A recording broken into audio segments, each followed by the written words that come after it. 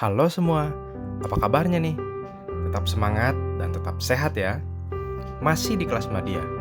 Hari ini kita mau belajar Alkitab lagi dari Yakobus 3 ayat 1 sampai 12 yang berjudul Muliakan Tuhan dengan perkataanmu. Sebelumnya, mari kita berdoa dulu. Bapa yang baik, terima kasih atas berkat penyertaan-Mu yang luar biasa sepanjang minggu yang lalu. Sebentar kami mau memulai pelajaran hari ini, kiranya Engkau yang menolong mempersiapkan hati kami dan pikiran kami, agar kami semua boleh mengerti tentang pelajaran hari ini. Bapa, terima kasih untuk kesetiaan murid-murid dalam mengikuti sekolah minggu online ini. Terima kasih Bapa, haleluya, amin. Pada pelajaran hari ini, kita mau belajar bagaimana kita memuliakan Tuhan dengan perkataan kita. Hal ini berkaitan erat dengan salah satu anggota tubuh kita.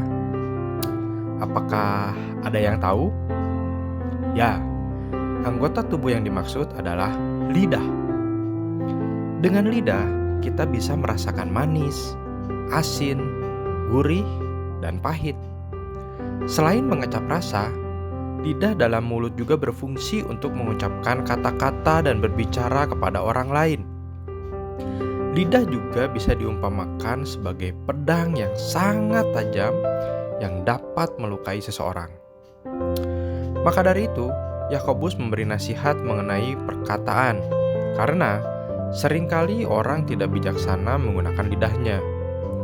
Firman Tuhan mengajarkan kepada setiap murid Yesus untuk menyatakan kesaksiannya dalam hal pemakaian lidahnya hanya untuk kemuliaan Tuhan.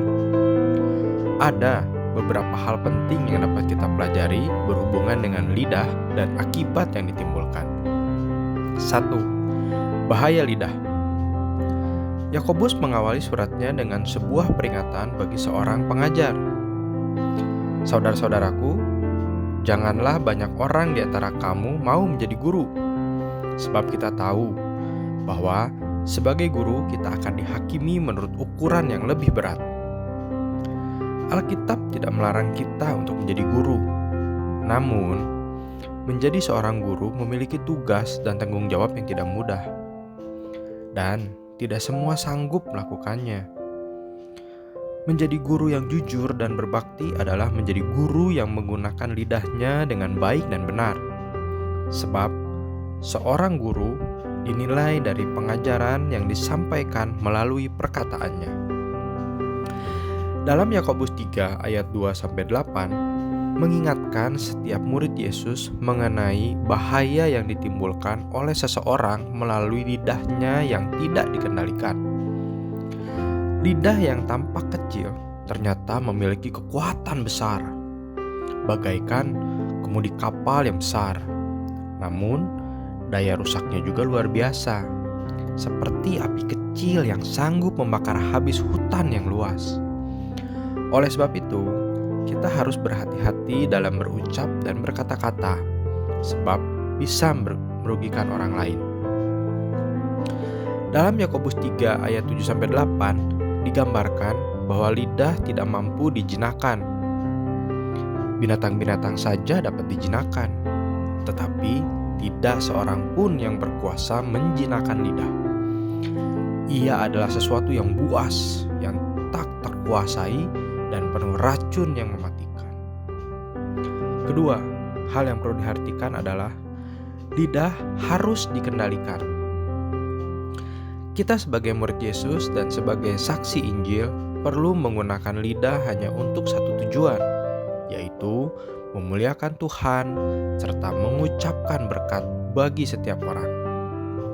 Mari kita gunakan kata-kata yang positif, yang mendukung dan menyemangati, agar lebih bermanfaat dan mendorong orang lain menjadi lebih baik. Kita juga perlu berlatih untuk mengendalikan diri dengan meminta pertolongan dari Tuhan agar memampukan kita menguasai lidah kita seperti dalam Mazmur 141 ayat 3. Awasilah mulutku ya Tuhan, berjagalah pada pintu bibirku.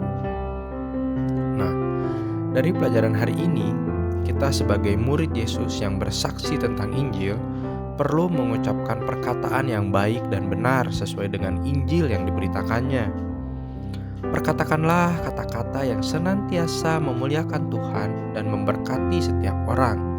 Intinya adalah lidah merupakan anggota tubuh manusia yang kecil, tetapi memiliki kuasa yang besar. Lidah harus dikendalikan agar tidak menimbulkan bahaya yang dapat menghancurkan. Sebagai orang Kristen, kita harus mempergunakannya untuk memuliakan Tuhan. Amin. Ayat hafalan kita dari Yakobus 3 ayat 9a. Dengan lidah kita memuji Tuhan Bapa kita. Kita ulangi lagi ya. Yakobus 3 ayat 9a. Dengan lidah kita memuji Tuhan Bapa kita. Mari kita tutup pelajaran hari ini dengan berdoa. Bapa, terima kasih atas pelajaran hari ini.